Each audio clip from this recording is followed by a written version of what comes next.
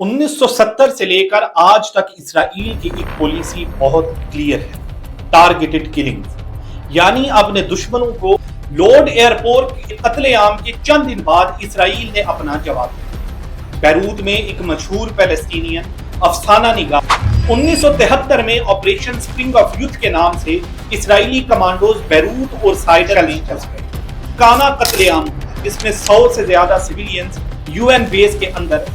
Hamas کا commander Mahmood المفقود Dubai کے ایک ہوٹل میں 2024 میں بیروت جب حزب اللہ لیڈر حسن نصر اللہ کو ٹارگٹ کر کے اسرائیلی اسٹرائکس نے ایرانین قونصلیٹ NX کو ٹارگٹ کیا، جہاں سینئر IRGC کمانڈر جنرل 9 ستمبر 2025 میں وہاں اسرائیلی فائٹر جیٹس نے 10 بوم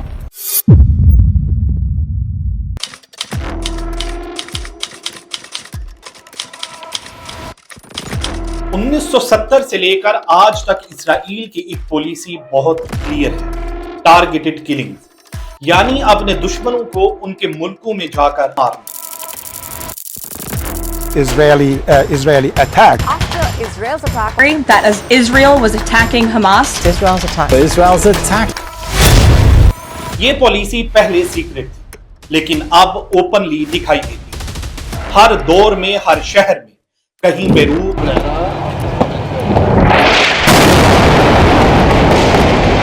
کہیں دمیسکس۔ Let us start with a fast developing story in Syria, because Israel has carried out strikes on Syria's military headquarters in Damascus, and also in the last hour Israel says it's tough. کہیں Dubai. Authorities in Dubai were appealing for an international manhunt for suspects linked to the killing of a Hamas commander after releasing dramatic CCTV footage. کہیں Tehran. Israel first launched strikes targeting Iran's nuclear program and military sites. اور اب Doha. This is the moment when Israel struck a residential area. اسرائیل نے بہت سارے ملکوں کو میدان جنگ بنا رکھا ہے۔ یہ سب ایک سلسلہ ہے جو پہلے پیلسٹائن تک محدود تھا، مگر اب پورے خطے میں پھیل چکا ہے۔ سب سے پہلے ہم 1972 بیروت کا واقعہ دیکھتے ہیں۔ اس سے پہلے مئی 1972 میں ایک خوفناک حملہ ہوا جو لوڈ ایئرپورٹ میسیکر کے نام سے جانا جاتا ہے۔ یہ حملہ تل اویو کے لوڈ ایئرپورٹ پر انجام پایا، جو آج بین غوریان ایئرپورٹ کہلاتا ہے۔ 3 جاپانیز لوگ جو جاپانیز ریڈ آرمی نام کے انتہائی پرتشدد گروپ سے تعلق رکھتے تھے اور جو اس وقت پیلسٹائن تنظیم popular front for the liberation of Palestine کے ساتھ مل کر کام کر رہے تھے، انہوں نے ایئرپورٹ پر مشین گنز اور گرنیڈ سے اچانک حملہ کیا۔ کچھ ہی منٹوں میں پورا ایئرپورٹ خون اور افراتفری کا منظر بن گیا۔ 26 لوگ قتل کر دیے گئے، جس میں زیادہ تر اسرائیلی شہری تھے، لیکن ان میں لیٹن امریکہ سے آنے والے زائرین بھی شامل تھے اور چند امریکن مسافر بھی۔ 80 سے زیادہ لوگ شدید زخمی ہوئے۔ یہ حملہ اتنا بھیانک تھا کہ پورے اسرائیل میں افراتفری پھیل گئی۔ لوڈ ایئرپورٹ کے قتل عام کے چند دن بعد اسرائیل نے اپنا جواب دیا۔ بیروت میں ایک مشہور فلسطینین افسانہ نگار اور popular front for the liberation of Palestine کے اسپوک پرسن غسان کنافانی کو ایک کار بوم کے ذریعے قتل کر دیا۔ The history of the world is always the history of weak people fighting strong people. یہ وہ لمحہ تھا جب ایک سلسلہ شروع ہوا جو برسوں چلتا رہا۔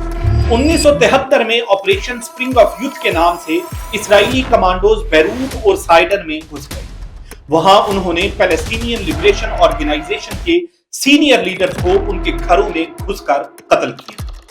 یہ وہ وقت تھا جب اسرائیل نے کھلے عام دکھایا کہ وہ کسی بھی ملک کی سرحد کا خیال نہیں کرے۔ It's in Beirut, Lebanon. Disguised as tourists and couples, the commandos infiltrated the city, their movements coordinated with precision. اگلے دور میں 1996 آیا۔ ساؤدرن لبنان میں آپریشن گریپس آف ریتھ میں اسرائیلی فورسز نے 600 سے زیادہ ایئر ریڈز کیے اور 25,000 آرٹلری شیلز چلائے۔ اس دوران کانا قتل عام ہوا، جس میں 100 سے زیادہ سویلینز UN بیس کے اندر شہید ہوئے۔ ہیومن رائٹس واچ نے اسے کلیئر وائلیشن آف لا کہا اور بتایا کہ اسرائیل نے سویلینز کو جان بوجھ کر ٹارگٹ کیا۔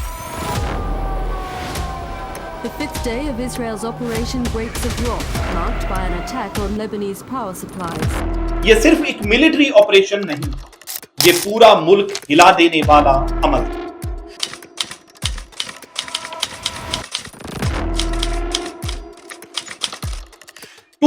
کے بعد یہ پالیسی اور زیادہ پھیل گئی. 2010 میں دبئی کا ایک بڑا کیس سامنے آیا. حماس کا کمانڈر محمود المبہوت دبئی کے ایک ہوٹل میں مارا گیا.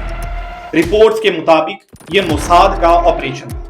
یہ پہلی دفعہ تھا کہ گلف ریجن میں اوپنلی ایسے assassination. Dubai police say Mahmoud al-Mabhouth's killers tracked him from the moment he arrived in the country, some of them using wigs and fake beards as disguises. This CCTV footage shows the victim going to his hotel room. اور دنیا بھر میں head line. Dubai جہاں trade اور tourism کی روشنی ہوتی ہے, اسی جگہ پر ایک پولیٹیکل نے سب کو ہلا دیا.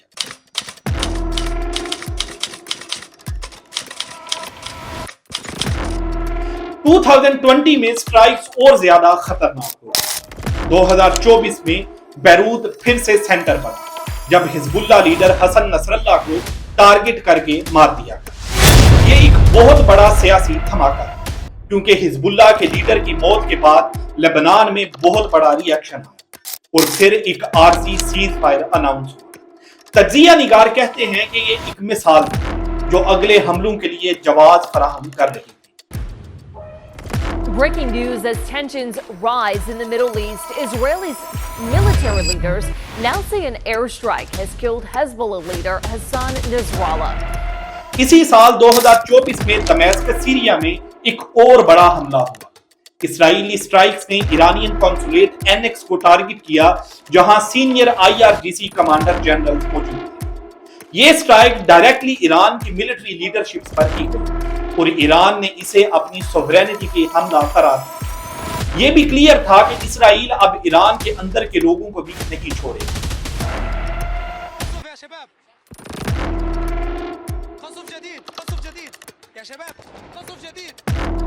سیریا کے اندر 2024 کے دوران مسیف اور پلمیرا میں بھی اسرائیلی حملے ہوئے. سپتمبر 2024 میں مسیف کے پاس ایک میزائل فیکٹری کو ٹارگٹ کیا گیا, جہاں ایرانین بیکڈ فائٹر اور سیویلینز دونوں مارے گئے. نومبر 2024 میں پلمیرا کے پاس انڈسٹریل اور ریزیڈینشل ایریاز بوم کیے گئے, جہاں دوبارہ ایرانین بیکڈ فائٹرز اور سیویلینز دونوں کو نقصان ہوا. یہ دکھاتا ہے کہ سیریا ایک مستقل میدان جنگ بن گیا, جہاں ہر کچھ ہفتوں میں نئی سٹرائک ہوتی رہی.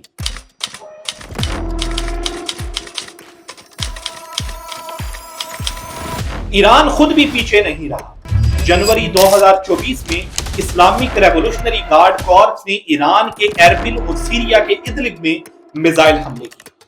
ایران کا کہنا تھا کہ انہوں نے موساد کے جاسوسی کے اڈوں اور ملیٹنٹ گروپس کو ہٹ کیا ہے. یہ پہلی دفعہ تھا کہ ایران نے اوپنلی عراق کے اندر ایک اسرائیلی لنکڈ ٹارگٹ کو مارنے کا دعویٰ کیا. یہ حملے بتاتے ہیں کہ اسرائیل اور ایران کی جنگ اب صرف ان کے ملکوں تک محدود نہیں تھی, بلکہ عراق اور سیریا بھی اس جنگ کا حصہ بن چکے تھے. It's the first time we're seeing an attack of this scale after the IRGC leader Qasem Soleimani was killed in Baghdad and ballistic missiles were fired both in northern Iraq and towards US facilities. اکتوبر 2024 میں ایک بڑا event ہوا جسے operation days of repentance کہا گیا. اس میں اسرائیل نے ایران کے اندر حملے کیے. رپورٹس کے مطابق missile factories, radar systems, air defence systems سب کو ٹارگٹ کیا گیا. یہ ایک بہت بڑا قدم تھا, کیونکہ اب صرف بارڈر کے آس پاس نہیں بلکہ سیدھا ایران کے اندر بھی حملے ہو رہے ہیں. اور پھر 2025 آیا, جہاں سلسلہ اور بھی خطرناک ہو گیا. سیریا کے دمشق میں اپریل 2025 میں ڈرون سٹرائک, جس میں 6 سیرین سولجرز شہید. سانا یمن میں بھی 2025 میں ایک بڑا اٹیک, جس میں حوثی وزیر اعظم کو ٹارگٹ کر کے مار دیا گیا. یہ سب دکھاتا ہے کہ اسرائیل اب اپنے دشمنوں کو ان کے گھر تک جا کر مارنے سے بھی نہیں گھبرائے گا.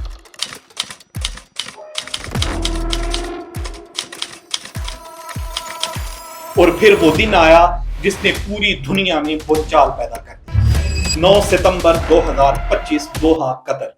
لکتائفیہ ڈسٹرکٹ جہاں امن و سکون رہتا ہے وہاں اسرائیلی فائٹر جیٹس نے 10 بمز گرائے. ٹارگٹ حماس کی پولیٹیکل لیڈرشپ تھی جو ایک سیز فائر پلان پر گفتگو کر رہی تھی. Israel increases its attacks on Hamas. Israel struck Doha to eliminate Hamas senior leadership. Israel targeted Khalil al-Hayya in Doha but failed. خالد مشال، خلیل الحیہ اور محمد اسماعیل درویش رپورٹڈلی موجود تھے.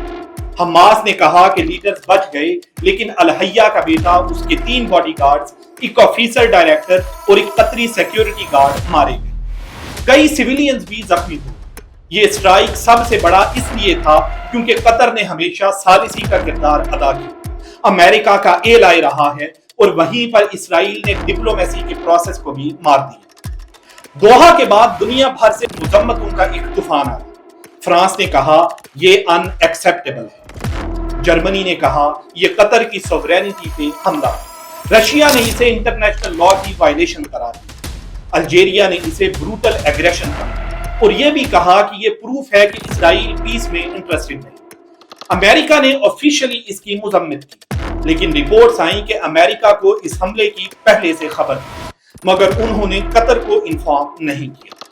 The chief and we all work together and the outcome is really spectacular. We have a capital that's very, very safe right now. اگر ایسا ہے تو golf کے ملکوں کے لیے امریکہ کی سیکیورٹی کا وعدہ اب صرف کاغذی رہ گیا ہے. یہ ساری کہانی دکھاتی ہے کہ ٹارگیٹڈ کلنگ اب ایک پرماننٹ پالیسی بن چکی ہے.